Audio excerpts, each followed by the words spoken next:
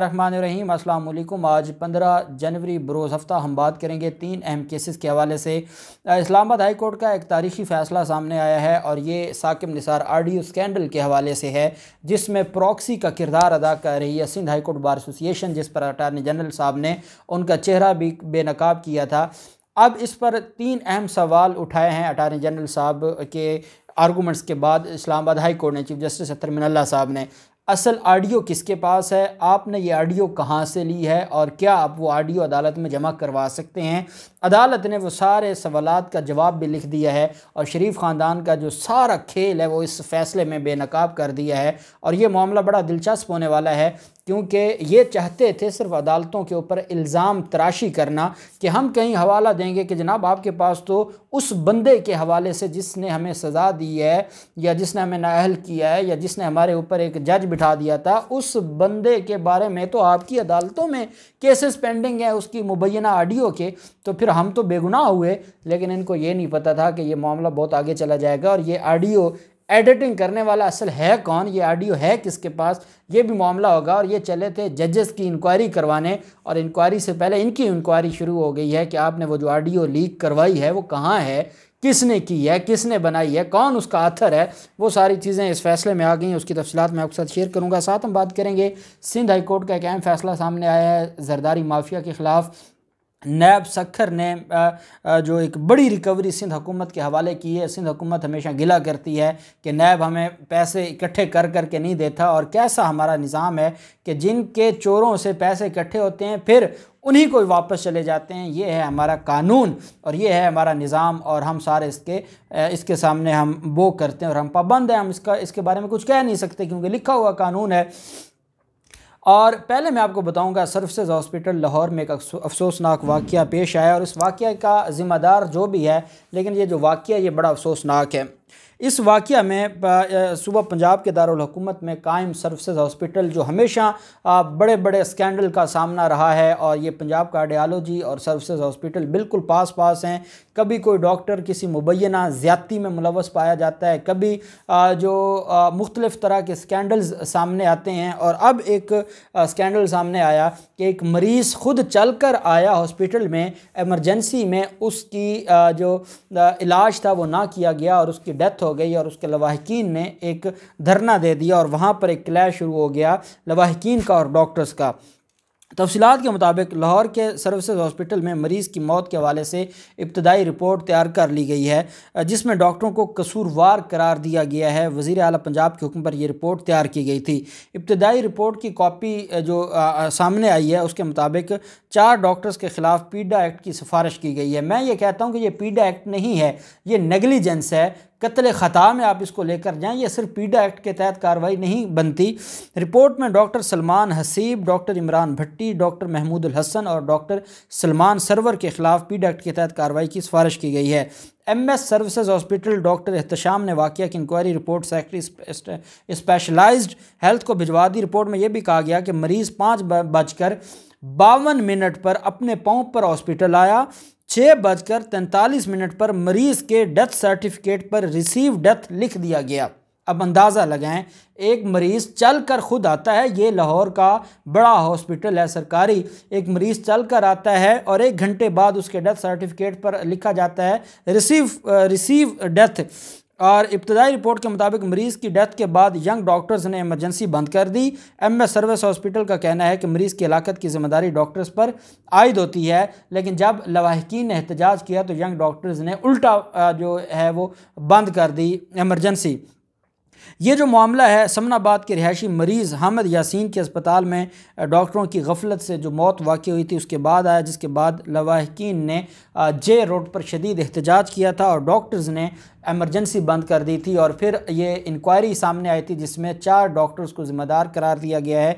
मैं ये समझता हूँ कि सिर्फ पीडा एक्ट के तहत कार्रवाई नहीं होनी चाहिए, बल्कि इनके ख़िलाफ़ कत्ल का मुकदमा हो, चाहे कत्ल ख़ता में इसको ले जाएं, लेकिन आप इसको इनकी नेगलिजेंस है, नेगलिजेंस वो इंटेंशनल है या वो अनइंटेंशनल है, लेकिन नेगलिजेंस है जिसकी वजह से कत्ल हुआ है। कत्ल ख़ता या कत्ल बिसबब, इन 2 में से कोई एक ऑफेंस इन पर ज़रूर आयद होना चाहिए, ताकि कल कोई भी डॉक्टर सरकार की ड्यूटी करते हुए अवाम के टैक्सों के पैसे लेने वाला अवाम की जान की हिफाजत की बजाय अगर वो आराम से बैठा है और अवाम या कोई भी पाकिस्तानी शहरी जिसकी जान की हिफाजत रियासत की ज़िम्मेदारी है और ये रियासत के मुलाजमीन हैं, अवाम के टैक्सों से पैसे लेते हैं, अगर उनके सामने वो मर जाए बिलक बिलक के और उसको कोई भी उसकी ट्रीटमेंट ना की जाए और ख़ुद पाँव पर चल के आए और मुर्दा वापस जाए 1 घंटे में, तो फिर इसका जवाब डॉक्टर्स को देना होगा और इस पर कार्रवाई ज़रूर होनी चाहिए।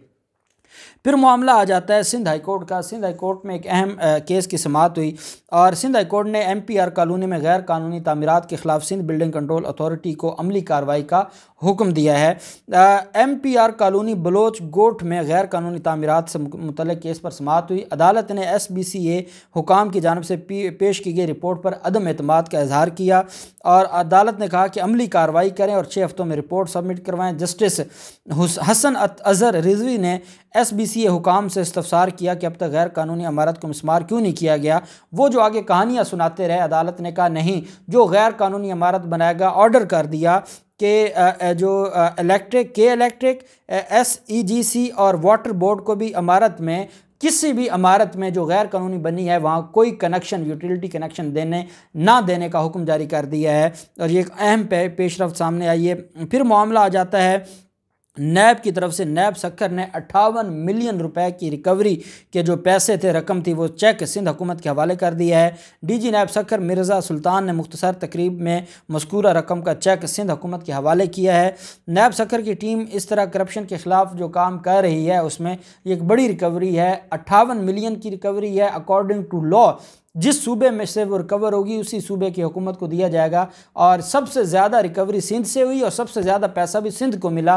सिंध वालों ने एक तमाशा बनाया हुआ है कि आप आराम से पैसे प्ली बार्गेन के ज़रिए दे दें, वापस आ जाएंगे, हम आपको दे देंगे। और वही पैसे जो कहते हैं कि हमारे यहाँ एक पंजाबी का है कि जिस खूह की मिट्टी है वो उसी में वापस चली जाती है, और ये वो पैसों का एक तरीका है कि जहाँ जो पैसा आए आपने रिकवरी करनी है, बस कागज़ों में आना है कि सरकार को रिकवरी हो गई है, उसी चोर सरकार के पास वापस चले जाना है। और ये हमारा निज़ाम है और इस पर हम कुछ कह भी नहीं सकते जब तक कानून नहीं तब्दील होता। साकिब निसार के हवाले से जो दरख्वास्त दी गई थी Sindh high court bar association के सदर की तरफ से, चीफ जस्टिस अतर मिनल्ला साहब ने यह हुक्मनामा जारी कर दिया है। ये 2 सफ़ात पर मुश्तमिल हुक्मनामा है। साकिब निसार की मुबैना ऑडियो की तहकीकात के लिए कमीशन तश्कील देने की दरख्वास्त पर समाअत का जो हुक्मनामा है वो जारी किया गया। अदालत ने अटारनी जनरल साहब से आइंदा समाअत पर मुस्तनद फ़ोरेंसिक एजेंसियों के नाम फ़राहम करने का जो है वो हदायत की है। अटारनी जनरल आइंदा समाअत पर ऑडियो के फ़ोरेंसिक तज्ज़िये के तजवीज़ पर भी मुआवनत दें कि क्या तज्ज़िया होना भी चाहिए या नहीं होना चाहिए। और फिर उसके बाद अगर अदालत इस कंक्लूजन पर पहुंचती है कि तज्ज़िया होना चाहिए तो फिर अदालत ये भी पूछेगी कि आया जो फॉरेंसिक है को मुस्तनद इदारा उसका भी नाम लेकर आएँ ताकि फिर उसको ये मामला भिजवाया जाए। इस्लामाबाद हाई कोर्ट ने साथ ये भी कहा कि दरख्वास्त गुजार इस हवाले से पाकिस्तान बार कौंसिल की मुआवनत हासिल कर सकता है, क्योंकि वो Sindh high court bar association के सदर हैं, तो उन्होंने कहा कि अगर वो चाहें तो पाकिस्तान बार कौंसिल की इससे मुआवनत तलब कर सकते हैं। इंक्वायरी कमीशन की दरख्वास्त का हाई कोर्ट में ज़ेर इल्तवा अपीलों से बराह रास्त ताल्लुक़ है। ये वो जुमला है ऑनरेबल चीफ जस्टिस अतर मिनल्ला साहब का जिसके बारे में अटारनी जनरल साहब ने कहा था कि ये तो प्रॉक्सी काम कर रहे हैं। असल मुकदमा ये वाला साकिब निसार की ऑडियो की तहकीकात का असल मुकदमा है मरियम नवाज़ का, और ये सिंध हाई कोर्ट बार के सिंध से सिंध के और सिंध के वकला के सारे हकूक़ पूरे हो गए हैं और ये इस्लामाबाद में आए हैं कि जनाब साकिब निसार की ऑडियो है उस पर एक कमीशन बनाया जाए। ये जो प्रॉक्सी वो केस लड़ रहे हैं उस पर ऑनरेबल चीफ जस्टिस ने कहा कि ये जो इंक्वायरी का मामला है इसका ताल्लुक ज़ेर इल्तवा अपीलों से बराह रास्त है, इस वजह से इस मामले को बड़े तरीके से देखना होगा। तहरीरी हुक्मनामे में यह भी कहा गया कि इंक्वायरी कमीशन की दरख्वास्त के ज़ेर इल्तवा अपीलों पर क्या असरात होंगे, इस पर भी दरख्वास्त गुजार भी और अटारनी जनरल साहब भी मुआवनत करें कि क्या जो ज़ेर समात दरख्वास्तें या अपीलें हैं वो कोई रिलीफ लेने के लिए ये दरख्वास्त दिलवाई गई है कि एक इंक्वायरी के नाम पर एक तमाशा छोड़ दिया जाए और उसके बाद हम अपनी अपीलों में कहेंगे कि जनाब वो शख्स जिसने हमारे खिलाफ JIT बनाने का कहा, जिसने नैब अदालतों पर एक जज मुकर्रर किया, और वो शख्स जब खुद डिस्प्यूटेड हो गया है तो फिर हमारे खिलाफ सज़ाएं क्या, एविडेंस क्या, JIT की रिपोर्ट क्या, 10 वॉल्यूम क्या, फिर तो सारे का सारा कुछ ही हवा में उड़ा दें। तो क्योंकि इन दरख्वास्तों का या जो साकिब निसार ऑडियो है या साकिब निसार का जो एक बयान हल्फी राना शमीम का है, इन सारी चीज़ों के बेनिफिशरी शरीफ ख़ानदान हैं जो पीछे बैठ कर कभी जियो जंग के ज़रिए हमला करते हैं अदालतों पर, कभी सिंध हाई कोर्ट बार के ज़रिए दरख्वास्तें दिलवाते हैं और अटारनी जनरल साहब ने उनको बेनकाब कर दिया था। वही बात चीफ जस्टिस साहब ने कहा कि ये ज़ेर समात अपीलों पर इसका असर होना है और इस पर भी मुआवनत तलब कर ली अटारनी जनरल साहब से। अदालत ने कहा कि अटारनी जनरल साहब और दरख्वास्त गुजार सलाहुद्दीन इस हवाले से भी आइंदा समात पर मुआवनत करें। दरख्वास्त गुजार आगाह करे, यहाँ सिर्फ दरख्वास्त गुजार आगाह करे कि फ़ोरेंसिक तज्ज़िये का ख़र्चा कौन बर्दाश्त करेगा, क्या मरियम नवाज़ करेगी, नवाज शरीफ करेगा, या सिंध हाई कोर्ट बार का जो अपने वकला के पैसे हैं उस फंड में से खर्चा किया जाएगा। क्योंकि अदालत ने कहा था वजारत कानून के फ़ंड से हम नहीं लगाने वाले, क्योंकि वजारत कानून अवाम का पैसा है, अवाम को क्या इससे लेना देना। हुक्मनामे में यह भी कहा गया कि दरख्वास्त गुजार ने बताया कि मुबैना ऑडियो की फोरेंसिक रिपोर्ट इंटरनेट से हमने हासिल की है। रिपोर्ट में यह नहीं लिखा गया कि यह किस ऑडियो से मुतल्लिक है। तस्लीम शुदा है कि असल ऑडियो दस्तयाब नहीं। यह कहना है चीफ जस्टिस अतर मिनल्ला साहब का कि यह बात एडमिटेड है और ये खुद एडमिट कर रहे हैं कि असल ऑडियो दस्तयाब ही नहीं है। इंटरनेट से हासिल करदा किसी भी ऑडियो या दस्तावेज़ पर इन्हसार नहीं किया जा सकता। यह भी ऑनरेबल चीफ जस्टिस अतर मिनल्ला साहब ने लिख दिया है। साथ उन्होंने तहरीर हुक्मनामे में यह भी कहा है कि दरख्वास्त गुजार ने बताया कि मुबैना ऑडियो उनके पास मौजूद नहीं लेकिन मीडिया पर चलाई गई। दरख्वास्त गुजार ने ऑडियो को मुस्तनद फोरेंसिक एजेंसी को फोरेंसिक के लिए भेजने पर आमादगी जाहिर की। दरख्वास्त गुजार ऑडियो हासिल करके अदालती रिकॉर्ड पर लाएँ, यह कहना है चीफ जस्टिस अतर मिनल्ला साहब का कि जो दरख्वास्त गुजार है वो ऑडियो हासिल करे।